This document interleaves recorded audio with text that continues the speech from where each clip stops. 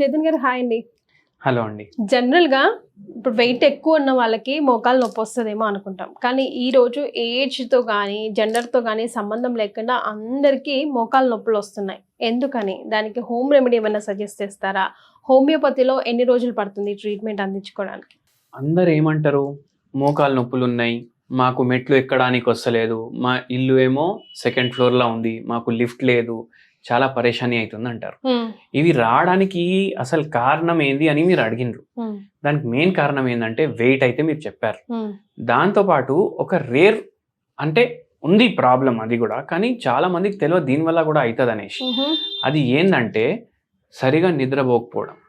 సరిగా నిద్రపోకపోతే కూడా మోకాలు నొప్పులు వస్తాయి. ఎట్లా వస్తాయంటే, ఇప్పుడు మనిషి ఎన్ని గంటలు నిద్రపోవాలి? 8 గంటలు నిద్రపోవాలి. అందరు ఏమనుకుంటారు, 6 గంటలు నిద్రపోతే చాలు అనుకుంటారు. కానీ ఏమైపోతుంది, 6 గంటల్లో మన స్లీప్ సైకిల్ అనేది కంప్లీట్ కాదు.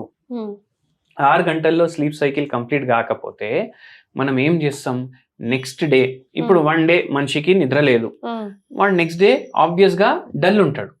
ఆ డల్నెస్ ని కోప్ చేయడానికి ఆ మనిషి ఎక్కువ క్యాలరీలు ఇంటేక్ చేస్తాడు.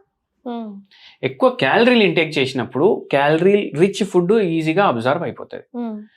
అది ఏముంటుంది, హై కార్బోహైడ్రేట్ రిచ్ రైస్ ఉండొచ్చు, చపాతీలు ఉండొచ్చు, మళ్ళీ పిజ్జాలు, బర్గర్లు, ఇవన్నీ అందుబాటులో కూడా ఎక్కువ శాతం కార్బ్సే ఉంటాయి. అవి ఎక్కువ అబ్జర్వ్ అయిపోతాయి. దాని తర్వాత మైక్రో న్యూట్రియంట్లు ఏవైతే ఉంటాయి ఆ డయట్లో ఉండవు, అవి అబ్జర్వ్ కూడా కావు. ఎందుకంటే మన కార్బ్ ఇప్పుడు కావాలి, మనకు కార్బ్, బాడీ కార్బ్ అబ్జర్వ్ చేస్తుంది. ఎందుకు? మనం యాక్టివ్ ఉండాలి. ఇప్పుడు బ్యాంక్ లో పనిచేసే మనిషి వాడు కరెక్ట్ గా పనిచేయాలి, నైట్ నిద్ర పోలేదంటే యాక్టివ్ గా ఉండాలంటే కార్బే కావాలి వాడికి. ఇట్లా ఏమైపోయిందంటే, ఒక bank employee, government employee, female patient, ఆ పేషెంట్ కి మోకాలు నొప్పులు ఉన్నాయి. ఇప్పుడు మొత్తం రోజు క్యాషియర్ లాగా పనిచేస్తుంది, మొత్తం రోజు క్యాష్ కౌంటింగ్ చేసి ఇవ్వాలి. వెయిట్ ఏమో ఎక్కువ ఉంది, నిద్ర ఏమో ఉంటలేదు. ఎందుకు ఉంటలేదు? బాబు ఏమో అమెరికాకు పోయిండు, డైలీ మాట్లాడాలి, డైలీ మాట్లాడాలి.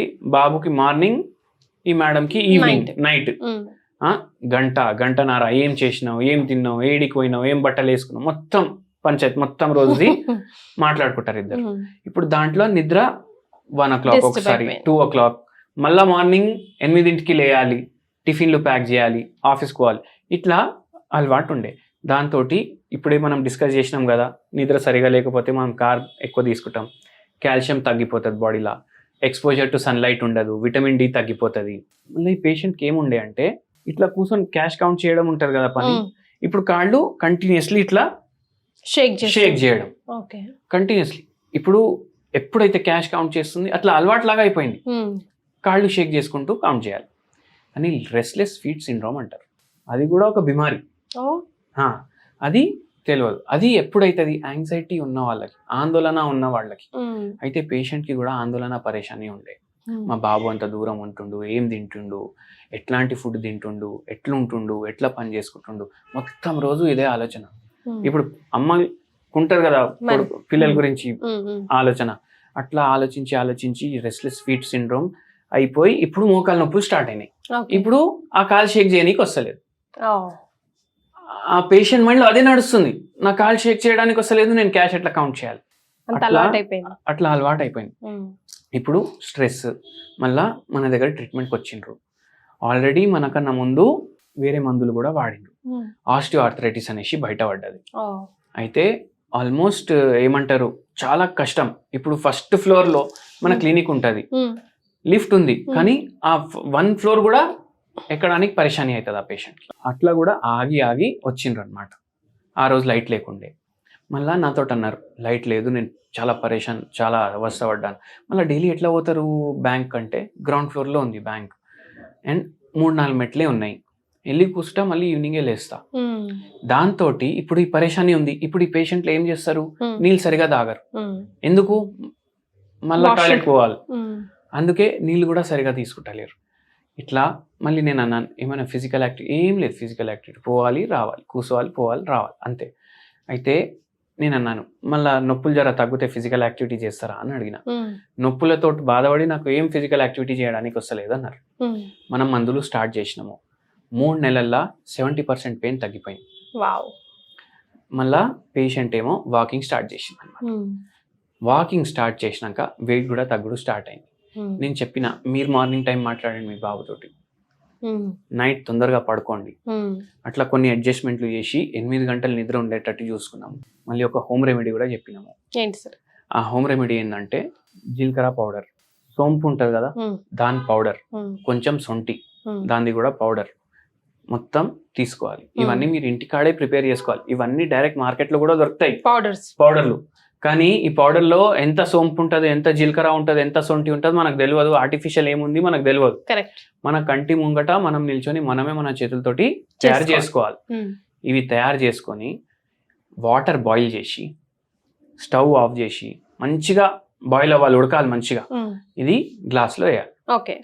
1 స్పూన్ ఇది వేసుకోవాలి పౌడర్, మీరు తయారు చేసుకున్న పౌడర్. అది ఒక 2 నిమిషాలు వదిలేసేయాలి. మళ్ళీ అది మీరు తాగాలి. చాయ్ ఎట్లా తాగుతాం అట్లా తాగాలి. మార్నింగ్ ఒకసారి తీసుకోండి, ఈవినింగ్ ఒకసారి తీసుకోండి 1 కప్లో. ఏమవుతుంది దీంతో, ఇవన్నిట్లా యాంటీ ఆక్సిడెంట్ ప్రాపర్టీస్ ఉంటాయి. మళ్ళీ సోంపులో మీకు ఏదైతే తింటారు కదా అది ఆహారం కరెక్ట్గా అబ్జర్వ్ చేసే ప్రాపర్టీలు ఉంటాయి. అయితే అందుకే అది యాడ్ చేస్తున్నాము. మనకు సొంటిలో ఏముంటది, మన జీర్ణ వ్యవస్థ ఏదైతే ఉంది కదా అది కరెక్ట్ చేయడానికి ప్రాపర్టీలు ఉంటాయి, యాంటీ ఆక్సిడెంట్ ప్రాపర్టీలు ఉంటాయి.